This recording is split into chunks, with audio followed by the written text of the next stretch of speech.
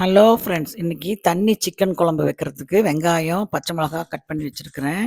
சிக்கனை வந்து மேக்னேட் பண்ணி வச்சேன். எண்ணெய் ஊற்றி வெங்காயம் போட்டு கருவேப்பிலை போட்டு நல்லா வணக்கிட்டு சிக்கனில் வந்து கறி மசாலா தூள், மிளகாத்தூள், தனியாத்தூள், உப்பு எல்லாம் போட்டு எலுமிச்சம்பழம் புழிஞ்சு மேக்னேட் பண்ணி வச்சுருக்கேன். இதில் வந்து இஞ்சி, பூண்டு, வெங்காயம், தக்காளி எல்லாத்தையும் வணக்கி அரைச்சி வச்சுருக்கிறேன். அப்புறம் தேங்காய் தனியாக கசகசா போட்டு ஆட்டி வச்சுருக்கிறேன். இது 2யும் போட்டு செய்யணும். அது வந்து நான் மிக்ஸி எடுக்காமல் விட்டுட்டேன். பாருங்கள், நல்லா வணக்கிட்டு அந்த மசாலா போட்டு கொஞ்சம் நல்லா பிரட்டிட்டு அதுக்கப்புறம் இந்த சிக்கனை எடுத்து அதில் போட்டு நல்லா வணக்கணும்.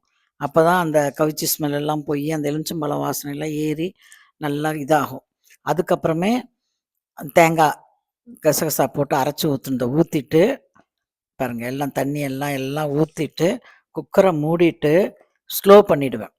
நல்லா ஸ்டீம் வந்தோடனே வெயிட் போட்டு ஸ்லோ பண்ணிவிட்டு 3 விசில் ஸ்லோலியே வரணும்.